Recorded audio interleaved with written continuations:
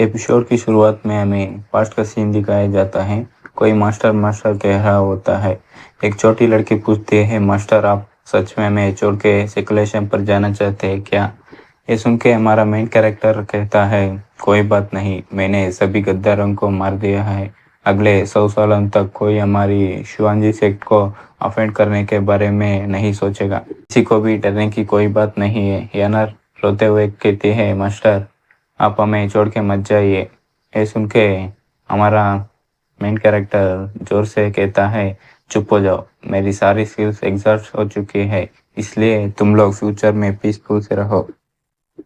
Master हमेशा तुम्हें protect नहीं कर सकता। शिवांगी सेठ मेरी कमांड सुनो, मैं सिकुलेशन पर जा रहा हूँ, इसलिए आज से सेठ के सभी डिसाइपल्स सिर्फ कल्टीवेशन पे ध्यान दो। इतना कह के सिकुलेशन पर जाता है और हमें प्रेजेंट का सीन दिखाया जाता है। हमारा मेन कैरेक्टर कहता है, सिर्फ 100 सालों में सेठ का spiritual van and spiritual mountain revive हो चुकी है। इंटरेस्टिंग। हमारा मेन कैरेक्टर नीचे देखने के लिए नीचे उतरता है। वहाँ पर खड़े हुए लोग कह रहे होते हैं, ये भगवान, ये आउटफिट तो जल्दी कर चलो, ये सब कुछ कह रहे होते हैं।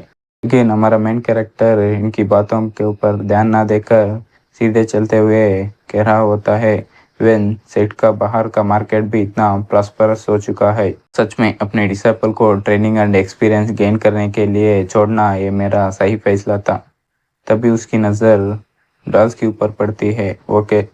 वो देखने के बाद कहता है, वाह, लगता है अभी भी पॉपुलर है। पास्ट में सिर्फ 1000 माइल्स किलिंग तलिस्मान और एक्सपोर्टिंग पिल्स ही बेचते थे। पता नहीं क्यों ये लकड़ी का पुतला कुछ फेमिलियर सा लगता है।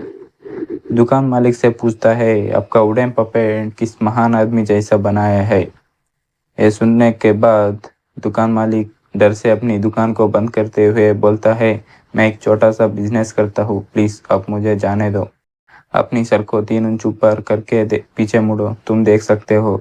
हमारा मेन कैरेक्टर देखता है, डैम इट, क्या हो रहा है यहाँ? ये स्टैचू तो मेरी तरह कपड़े क्यों पहना है? ये बहुत बड़ा है। स्टैचू के ऊपर ऊजी सेक्ट लिखा होता है। वो देखने के बाद सोच रहा होता है, ये शिवांगी सेक्ट नहीं है क्या? ऊजी सेक्ट, ये वही सेक्ट तो नहीं, फ्लावर ग्रुप के लड़कियों के पीछे पड़ा था, लगता है। इतना सोच ही रहा होता है, कोई आकर कहता है, यही है वो चोर, स्टैचू की तरह कपड़े पहन के दुकान को लूटता है, इसलिए सभी लोग डोर्स क्लोज करके अंदर ही है, बाहर कोई नहीं आ रहा है। उस आदमी के साथ कुछ लड़कियां आई होती हैं। उसमें से एक लड़की कहती है, दिन में क्राइम कर रहे हो, तुम मरना डिजर्व करते हो। ये सुनने के बाद हमारा मेन कैरेक्टर बोलता है, ये कौन सा क्राइम है? मैं अपनी खुद की कपड़े पहना हूँ, बल्कि मैं पूछना चाहता हूँ, उधर देखो, इतना बड़ा स्टैचू क्या है? और मेरा शिवांगी से इतना कह रहा होता है। सारी लड़कियां जंप करके चेन से फॉर्मेशन बना के हमारी मेन कैरेक्टर को पकड़ लेते हैं, जिसका नाम 8 लाख फॉर्मेशन होता है। लेकिन हमारा मेन कैरेक्टर आसानी से उसे तोड़ देता है और कहता है, पूरा बात तो बोलने दो। फॉर्मेशन ब्रेक होने की वजह से लड़कियां शॉक हो गए होते हैं और कहते हैं, ये हमारी मेजेस्टी का फॉर्मेशन था, ऐसे ही टूट गई, ऐसा कैसे हो सकता है? सिर्फ हमारे मेजेस्टी ही इस फॉर्मेशन को ब्रेक कर सकती है। मन में सोच रही होती है, ये वही है क्या? और दोनों लड़के एक दूसरे को देखकर सिर हिलाते हैं। अगले पल ही अपने कपड़े खोल रहे होते हैं। हमारा मेन कैरेक्टर रेत देख के कहता है, ये फालतू सा सेलेक्टिव ट्रिक मेरे ऊपर काम नहीं आएगा। सारी लड़कियां नॉर्मल ड्रेस पहनने के बाद हमारा मेन कैरेक्टर को वुजी सेक्ट में स्वागत करते हैं।